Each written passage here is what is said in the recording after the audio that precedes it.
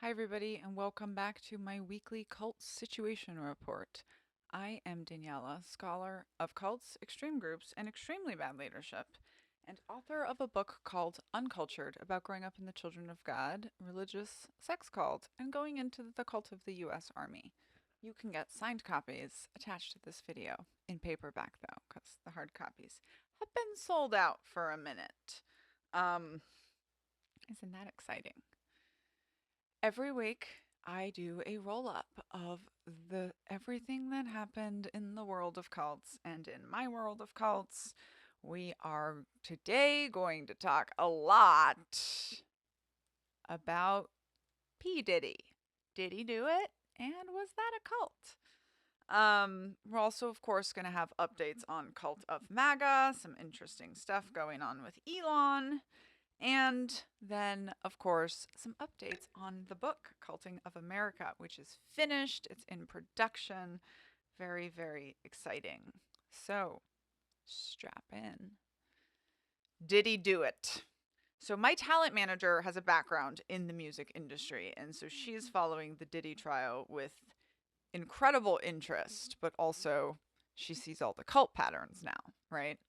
Um, and she has also long believed that there's so much that is toxic about the music industry. And honestly, like, I think that kind of Hollywood in general, or maybe celebrity in general, even, is kind of its own cult in a way where there's like a cult of an idea, and the idea is fame. Um, and one of the things I saw that was really good was a Josh Johnson comedy segment. And if you don't know Josh Johnson, he's amazing. Um, but he said, people can give you fame, or sorry, people can give you money and people can give you power, but people can't give you fame.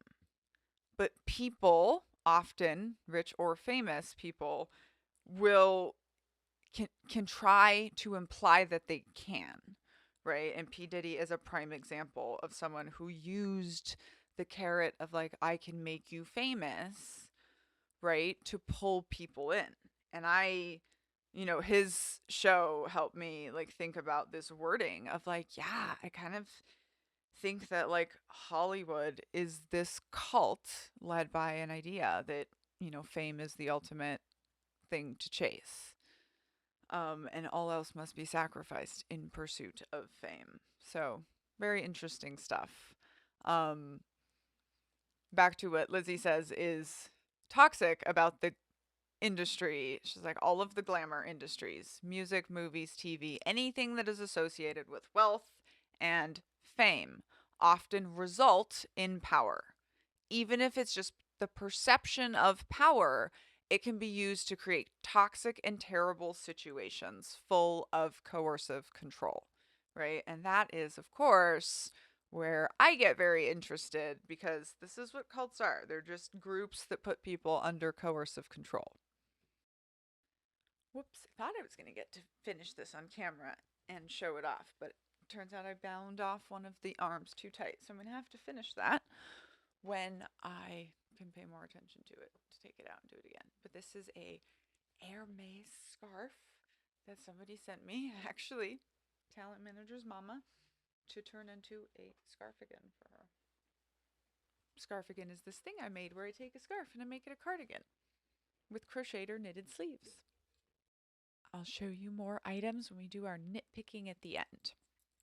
Um, okay, so coercive power. She notes, of course, important to flag that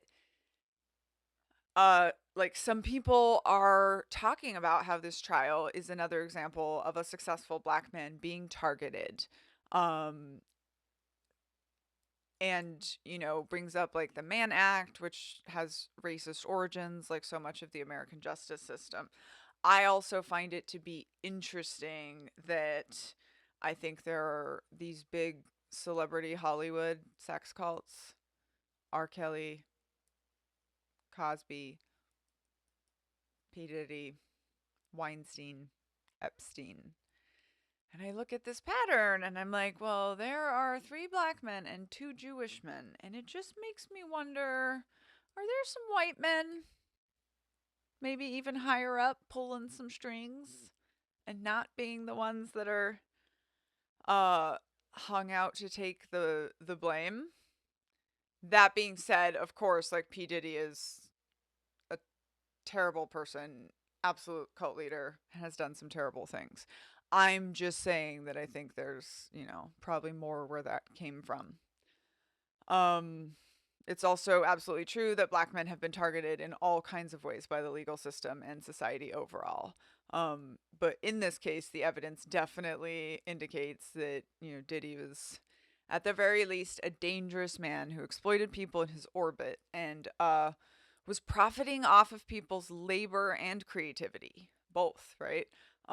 Cults are always about labor, and and abusing these people in all kinds of ways as well. And when it really gets down to it, it's always about the labor. Once you understand that, you can always look and find the labor.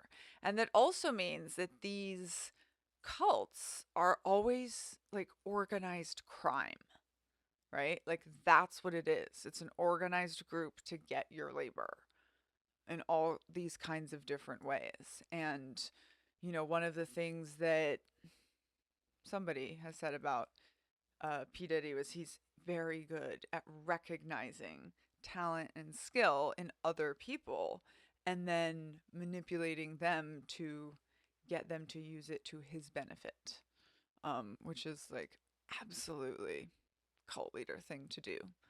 Um, as we know, cults are all about labor, right? And even though Diddy has many hundreds of millions of dollars, he has people talking about how there's all of these things that were super culty behind the scenes, and it was all about getting labor, right? So Aubrey O'Day, who was a contestant on Making the Band in 2004 and was a member of the group Danity Kane back then, has been commenting on the trial as part of a podcast. And her commentary has revealed like a lot of really culty things going on behind the scenes, in addition to what's coming out in the testimony.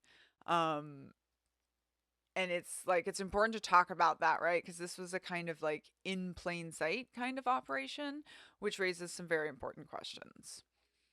The biggest headlines about the case in advance of the trial's start was Diddy's abuse of the pop star Cassie Ventura. Cassie was a musician who was signed to Diddy's label and also became involved with him romantically, right? So right there, that's dangerous, also cult leadery. She has alleged in the trial that he forced her to participate in like all kinds of stuff through coercive control. And that he controlled kind of everything, right? Her car, phone, computer. This is one of these things when you talk about is a group a cult and people would be like, you're free to leave any time. But like, was she? During a time when she was on a break from her romantic relationship with Diddy, he threatens her to release that he's going to release some sex tapes unless her mom sends him $20,000, which was supposedly to cover like money that he'd laid out for Cassie. Um, so her mom literally takes out a line of home equity credit, right, in order to protect her daughter and like gives him the money. And a few days later, he just gives the money back, right? Like, of course, he's P. Diddy. Like, he doesn't need somebody's $20,000. That was just a power play. And this is one of the things that people I think miss about the cult leader is like some of it is just to play with you. Some of it's just to play power games. I think we see this in our current president, right? Like he knows he ain't got but a decade at best left in life and like he just wants to go down playing power games. All right, we're going to get back to him too. So also, this is part of cult leader behavior called that we call come here, go away behavior, right? Um they you never know what to expect from a cult leader. David Berg in Children of God, infamous for this, right? Like one day your asthma has him praying over you for God to heal you and being kind to you, and the next day has him blasting you for not taking care of your body, which is God's temple, and not exercising. And so you better get out and exercise. That was my stepfather, by the way. And then the cult called the enforced hour of daily exercise get out, the way the military calls it PT, physical training. Yeah, there's always parallels. So the come here, go away behavior, right? Very significant. Also, this concept of collateral, right? Like I've got stuff on you that I'm going to expose to people that you care about if you don't do what I want, right? Which can be also very effective thing that keeps people kind of chained up by free will under coercive control. And this is right out of the Nexium playbook, the collateral. And oh, hey, guess who the lawyer is? Same guy who represented Keith Raniere, leader of Nexium, who got 120 years in jail. So, hey, fingers crossed. All right, then we get to one of Diddy's assistants, Capricorn Clark, which might be the best name ever. Testified that she was made to come with him to Cudi's house when Diddy broke in. And when she says made, she means he showed up with a gun and told her she had to come. Not the first time she's been threatened by him. There's been multiple instances of abuse and even death threats. Despite this, like, very obviously horrific treatment, Capricorn reportedly wept on the stand, explaining that while they had a rocky relationship, she also loved working with him and felt she was his protector. Like from others, from himself, who knows? But this is, again, very, very common thing with cult joiners, I feel like we see, who have left their cult, but they will still talk about, like, yes, it was a cult, yes, it was harmful, even like, yes, the leader did horrible things, but like when he shined on you, right? Like when you were under the glow of the cult leader, feels good. It really does. Um, I give a little example of this in the story in Uncultured, where I have this kind of like cult leader, battalion commander, or brigade commander. We compared him to King Henry VIII a lot. But like when you were one of his favorites, like it felt great. And I was until I wasn't. Which is also how it goes, right? But it's like very often that we saw this in Harry and Meghan's first interview with Oprah as well. You know, so interesting. I was sitting there like hearing all the cult language and going, oh, whoa, like it really is a cult. The British royal family. And then a little bit later, Mr. Knitting Cult Lady's like, so, but like the Queen's cool, I guess. Like they didn't have anything critical to say about her. And I was like, oh, babe, it's gonna take a decade before they can tolerate, criticism of the leader herself, right? And that's because, something I don't think people get. Like, it's not horrible all the time, it's not extreme all the time. Uh, Someone else a little later, maybe Aubrey, I have it a little later in my notes, who says, like, oh no, Mia, who's another assistant who testified to being assaulted, but and she's testifying anonymously. Mia is her pseudonym, but she says that, like, yeah, while the relationship had really low lows, it also had really high highs, right? Arguably both of those things are not good for you, you know. So just to like, I just want to like emphasize that like every part of this perfectly fits the cult model. Like this was a sex cult. I mean, there's a saying all cults are sex cults, which I think I agree with. But like this was a cult. This was about getting people's labor. His label, I think, was about just camouflaging a criminal enterprise, which is what cults are. So back to Aubrey O'Day. in her commentary, she talked about how little she was paid for her work as a performer, like very, very little. And she's spoken out about how Diddy tried to buy her silence by offering to give her like publishing rights back and like ridiculously low payments, right? Um, she's the one who noted that like Diddy seems to be especially good at spotting talent and profiting off of artists, right? And the artists often do not end up fairly compensated at all. And who knows what other kind of abuse they put up with, right? And this is true for cults, and this is something that's surprising to people who haven't been in cults, because we of course want to think of people that join cults as like stupid, incompetent, whatever, right? But like no, like cults want the rock star people, right? Like cults want those people that are so on it.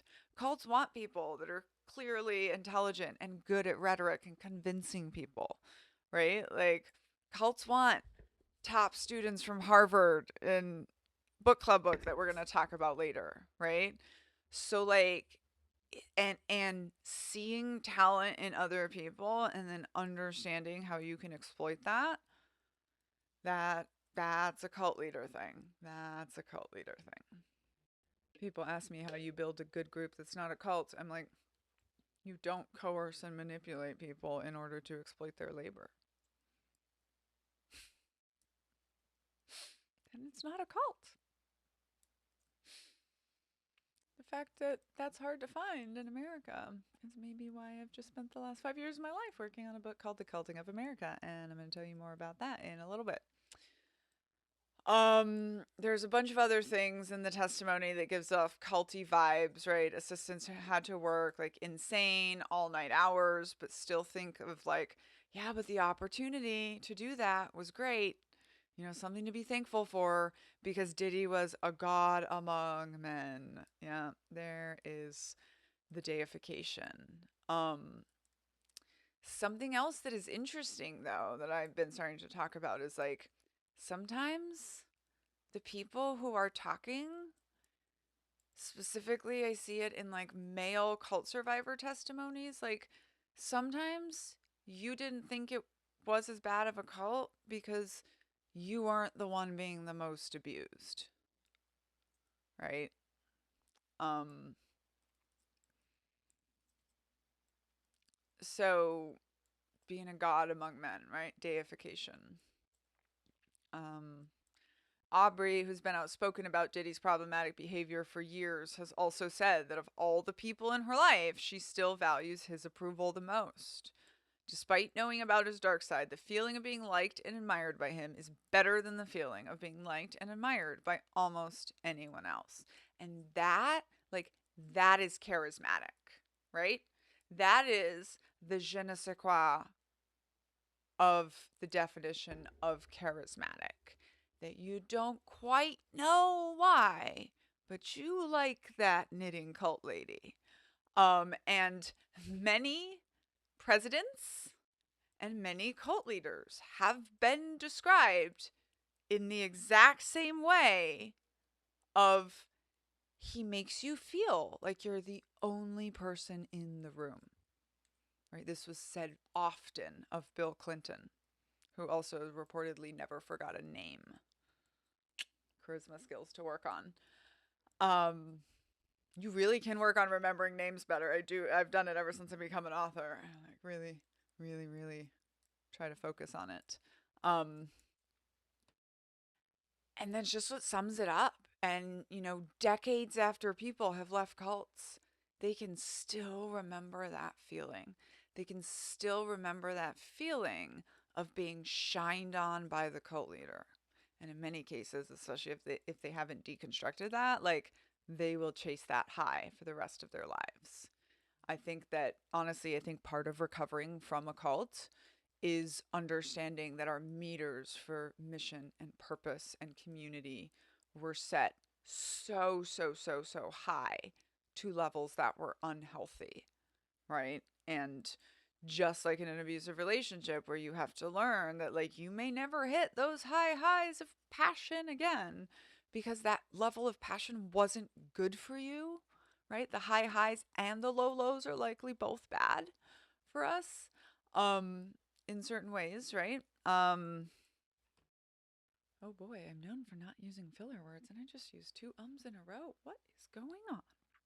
I was going to say this also brings me back to the definition of like why no good cults, right? And it's just like when you have a good group experience, the idea of is this a cult doesn't even come up.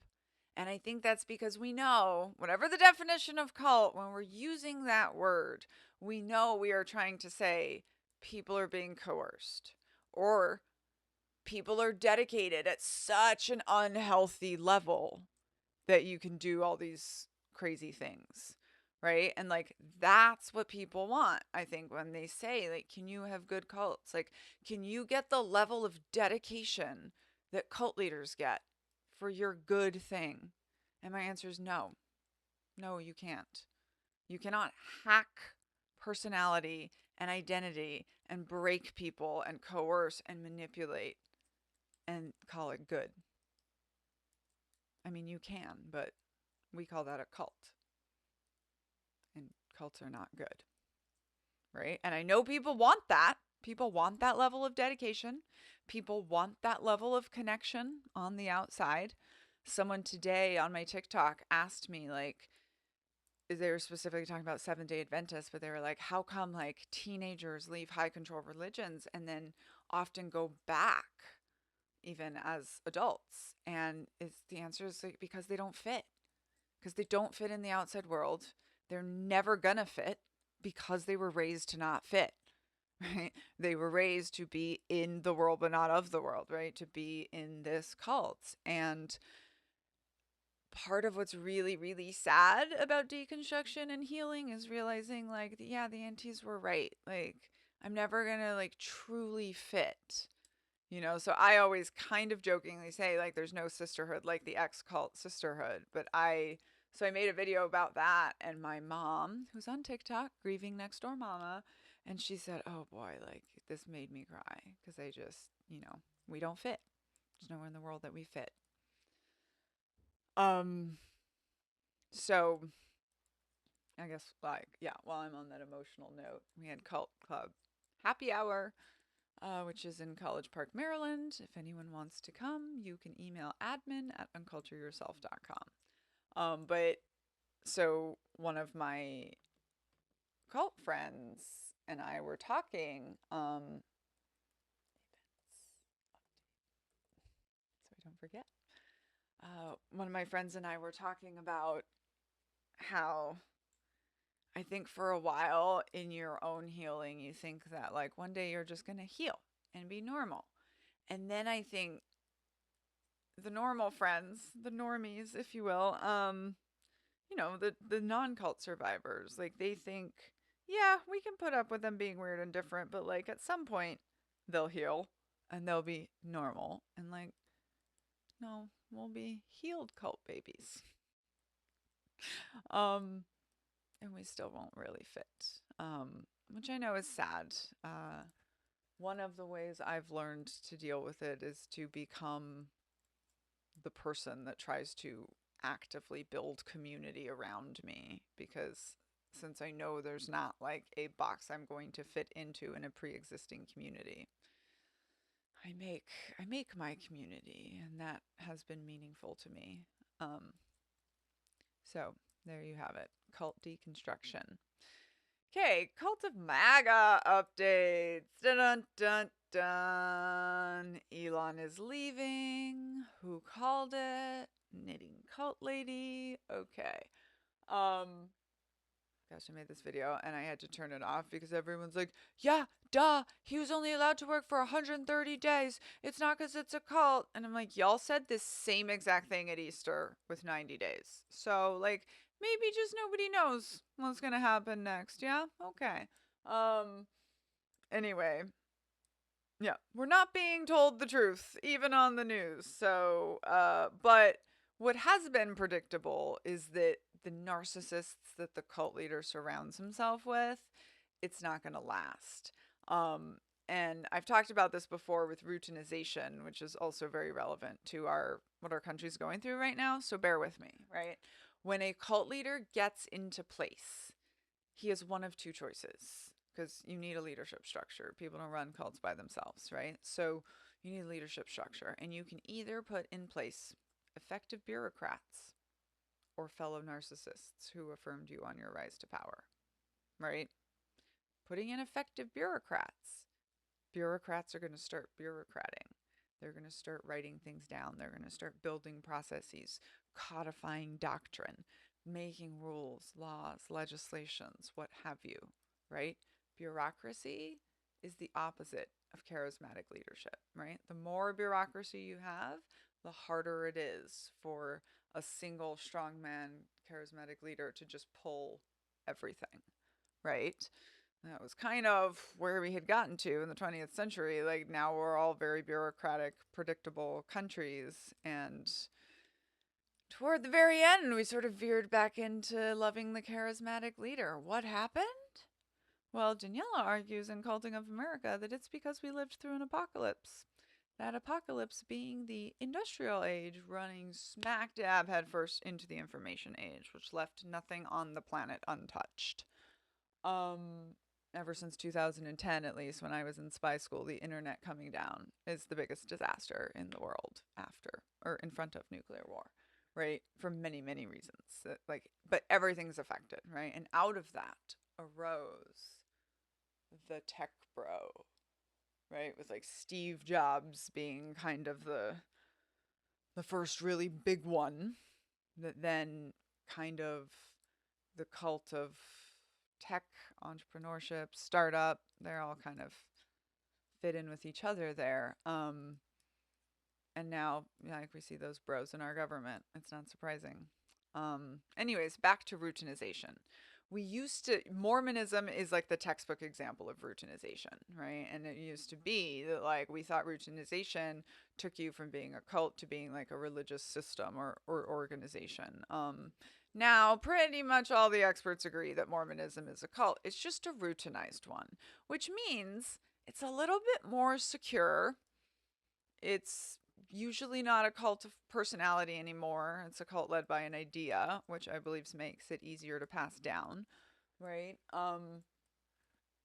But you can still find all of the worst cases of abuses in Mormonism, as you can find in the Children of God.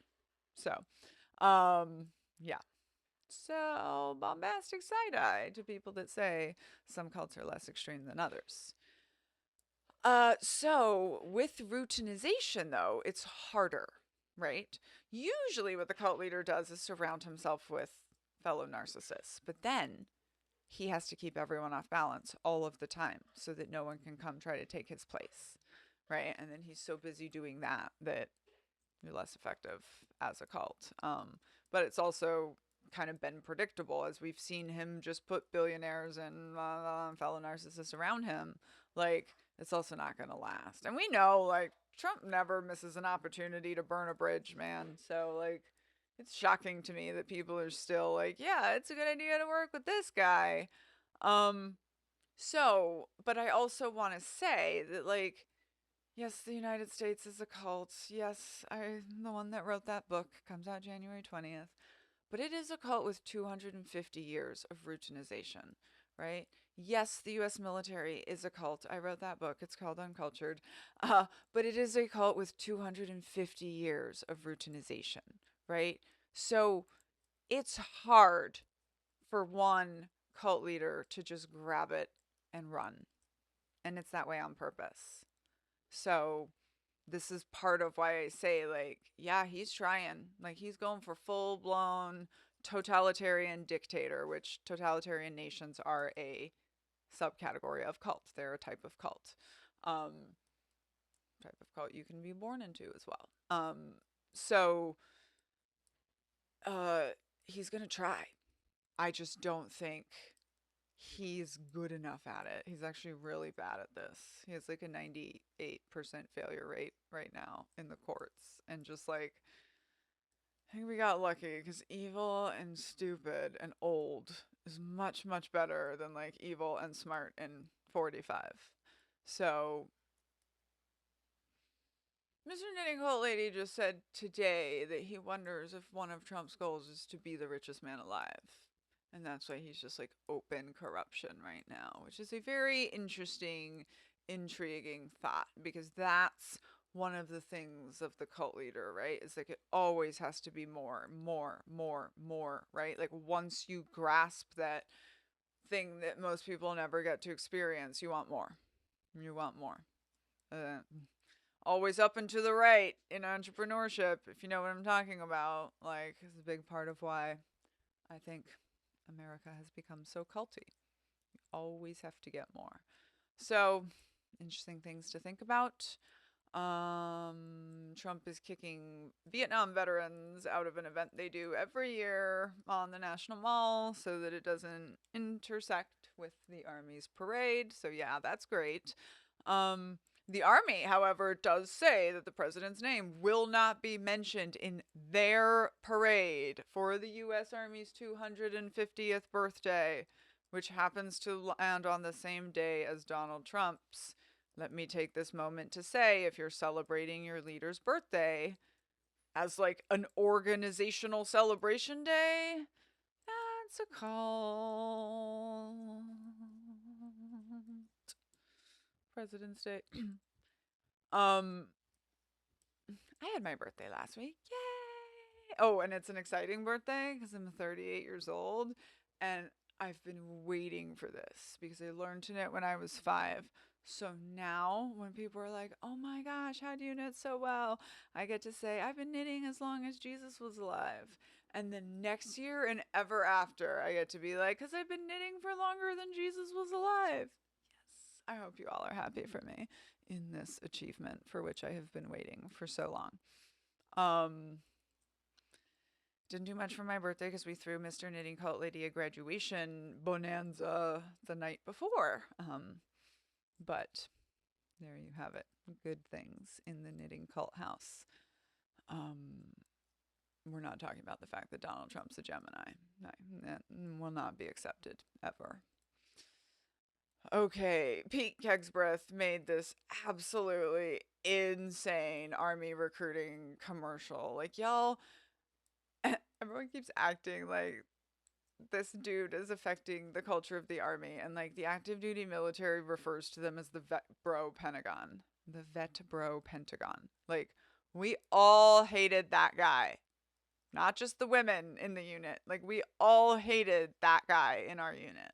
And now he's the one in charge of the Department of Defense. But, like, war is a serious thing for serious people. And just more and more proof that, like, men shouldn't be in the military because they're way too hysterical and emotional. And, like, maybe in government at all as well while we're at it.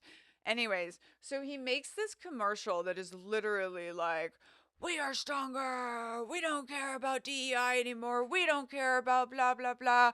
We're going to raw. And then, like, right at the biggest moment of the commercial, very prominently featured black man, woman. I'm like, yeah. Sure you don't. Even the cult, while going after the things, even they know that it's better. Even Pete Kegsbreath telling you he's getting rid of DEI knows that you gotta have a black man and a woman in your military recruiting commercial. So that's fun. He held a prayer service at the Pentagon, which then prompted somebody on Threads to be like, what up, knitting cult lady, captain? Like, you're still saying America's not going to turn their weapons on us? And I was like, yes, it's almost like you haven't listened to one word that I said, which is that our military is not a top-down run military. Our military is run on a doctrine called mission command, which is about pushing decision making to the lowest levels. So, while, for example, it's very concerning that the chairman of the Joint Chiefs of Staff said that he would unalive people for the president, the chairman of the Joint Chiefs of Staff is not killing people. That's specialists and sergeants and lieutenants. Right? So, like, I've said it before and I'll say it again. If Donald Trump and Pete Kegsbreath can like change the culture of the United States military 180 degrees, then, you know, maybe they deserve to take over America because that's impressive. Meanwhile, they're calling them the Vetbo Pentagon, and he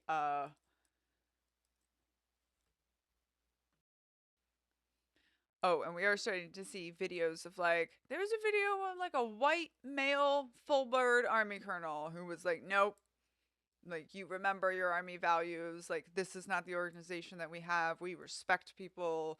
We, respect equal human beings. Like, there, the army leadership is pushing back.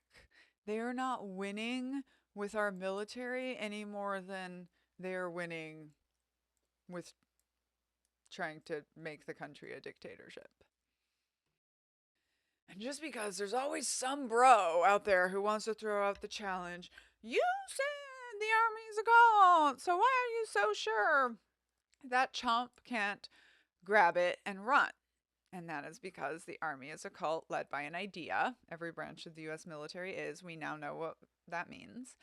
And that idea is the American Constitution, not the United States president.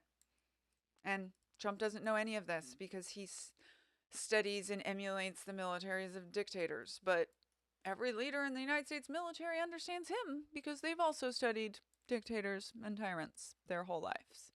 So, once again, I think the military is a cult with entirely too much routinization for the president to win with. It's also really, really, really hard, probably impossible, to have a full-on authoritarian dictatorship with an armed population, and we are the most armed population in history. If you haven't heard my weapons herd immunity theory, if you are planning military operations into America, you're going to need to assume that every American is armed and every house has a large weapons arsenal, because there's absolutely no way of knowing that. And we couldn't even win with that in Afghanistan when it was 35 million people. And we were assuming each house had one AK, right? Like, nobody has a military big enough to invade America, including America. That's not a concern. It's all these other things. But overall, I think the checks and balances are holding. The routinization is holding. It's not doesn't mean there's no damage, but it means it's holding, right? And the cracks are starting to show in the cult already, and like, it's just gonna keep going. It's gonna keep going. But basically, he's failing really hard at trying to be a dictator. And I think, like, man, he wanted his name to be said with the gravitas of some of these, like, the world's great tyrants. And I just hope that what history has in store for him is that his name will just be said with derision forever for, like, being so bad at this. Okay. Culting of America updates. This book, which I was thinking I had spent 2.5 years of my life writing, and then I saw the 36-page bibliography, and I was like, oh, this has been the last 5 years of my life, including my master's degree and writing Uncultured, right? Like, telling my own cult story, and then, like, this is everything I know about cults. This is my honorary PhD to myself. Yay! Okay, so Culting of America comes out January 20th, the 1 year anniversary of us all living in this cult. And y'all, like, it's good. It's good. I think I wrote the book everyone wanted. And my co-writer and I both were like, yeah, it's gonna be good. It's gonna be a good time to put it out. I think we're gonna help a lot of people understand that it really is this level of extremists, like, running our government right now, and that is what we are living through. Doesn't mean we know what to do about all that, but we sure can give you a United States cult threat brief and help you connect a lot of dots. So that's exciting too, because we also decide we're going to do like a workbook along with it where you can, like, work through your culty stuff and, like, your situation. And because, again, like, the point of everything that I do is not for the groups. Like, calling the army a cult is not going to stop the army from being a cult. Talking about how AA is a cult is not going to stop AA from existing or from being a cult. But, like, it might help individuals, like, affirm your trauma, help you understand what you actually went through, and help you heal. Because one of the things we believe about being hurt by groups is that you really have to understand what happened to you. And so, this is why I say I'm a different kind of scholar. I decided to be the disorganizational psychologist, and like, I'm not trying to help the groups. That's why I don't really care if you agree with my diagnosis on them being a cult or not. I'm like, I only call groups a cult when survivors of said group come to me with cult shaped trauma and say, was this a cult? And then I look at it often for a very long time, like AA, and then I will be like, yeah, that's what you went through, right? And it doesn't matter what we call it. Like, understanding what you went through is how you're going to heal. And as ever, I issue the challenge to proud members of these big high control groups, any branch of the military, Seventh day Adventists, Mormons, Jehovah's Witnesses, Catholics, evangelicals, and Alcoholics Anonymous. If not a cult, why are your cult survivors coming to me with cult shaped trauma? It's especially rich when groups like Alcoholics Anonymous love to call themselves a cult, love to joke about how they're a good cult and brainwashing, but heaven forbid a cult expert call them a cult. Yeah. Okay, so there's a lot in the book about AA. I cannot wait to share the book with you. All right, so we are going to have a big virtual cover reveal sometime probably in late July or early August. I'll have weeks leading up to it to tell you about it to get ready. And that will also be when pre-sales will be available. Pre-sales will definitely influence things like book tours and doing events and stuff, because this is a self-published book, but I do hope to do several events in fun parts of the country. And of course, we will have a book launch probably in College Park, Maryland, on the 1 year anniversary of us all being in this cult, January 20th. There will be lots of jokes about crowd size. Okay. So with that, I'm done with Culting of America. It's in production. It's with all the close hold readers and checkers and everything. And then it starts to get really exciting. Get ready for the Culting of America era. I'm also tried to give myself like 2 weeks off for my brain to recover. I was pretty tired after thinking about all that for 5 years. Anyway, I'm going to, now that I have like almost pretty final chapters, start recording each chapter, make it like a video book chapter, and then those live on my Patreon. So if you are a member at the lowest subscription level, you can have access to the premium content and like the existing manuscript of Un-American, my next memoir, read aloud, but also these chapters as I get them recorded. I'm going to put one out every week or 2 weeks for the next, until I get to 10.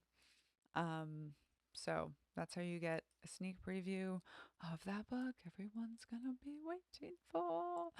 Super exciting. And I remind you, we're gonna have custom knitting needles that look like swords, and a pack of really fun stickers that say things like, I knit so I don't knife people.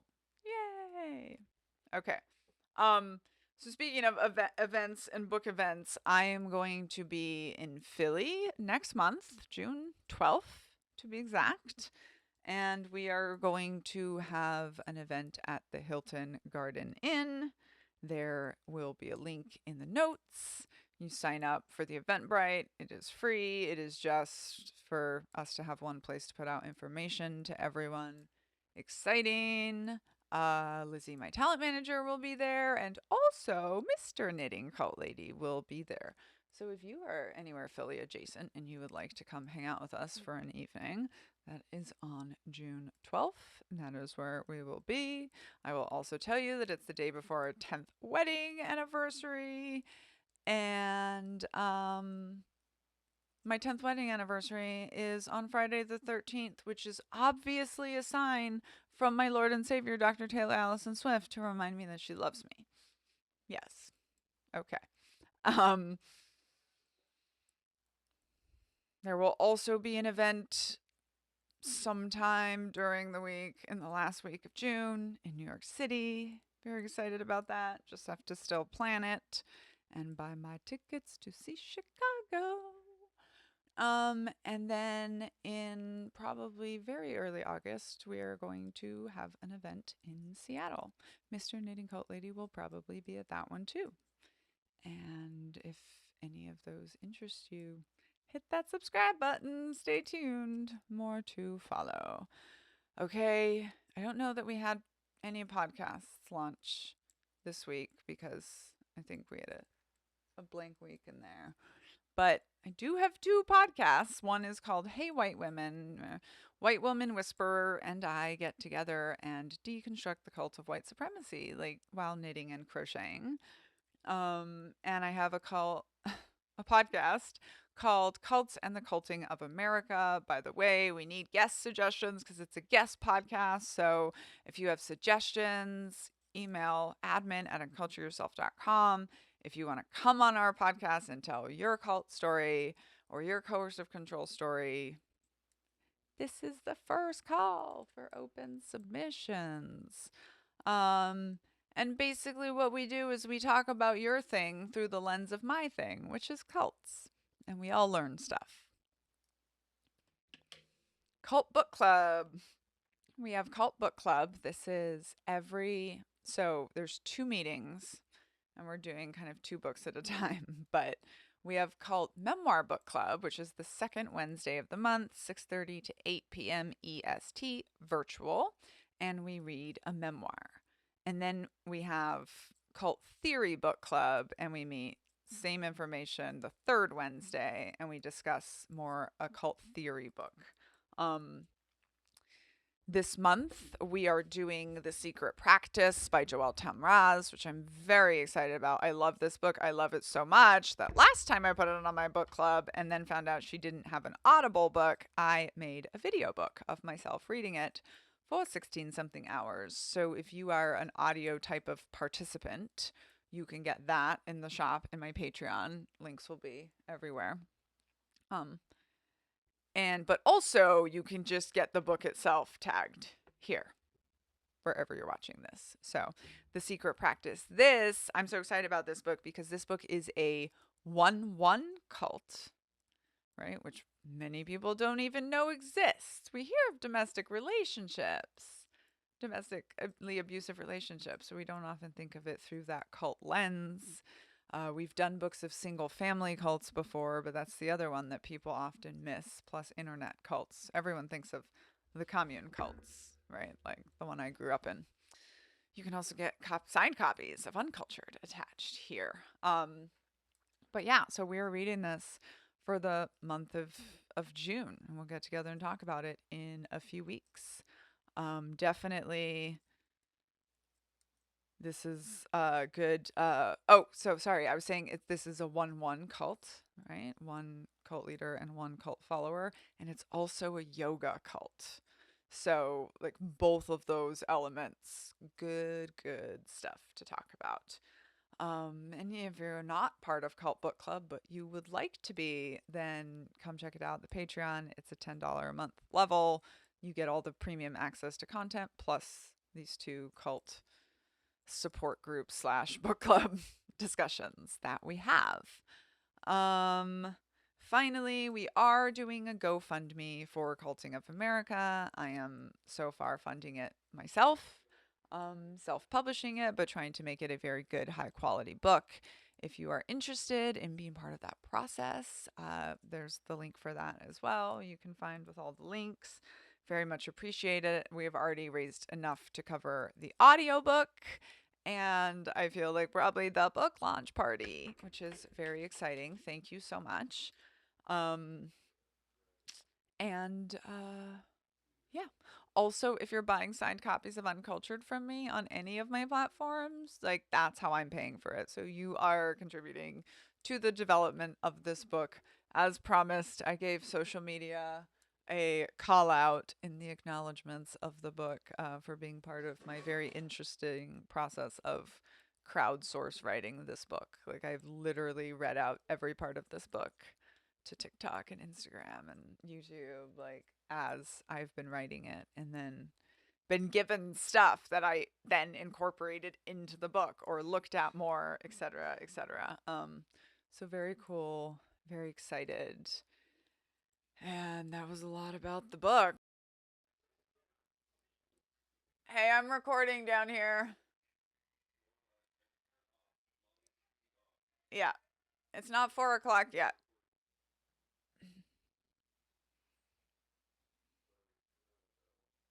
It's okay. I literally need like 5 more minutes.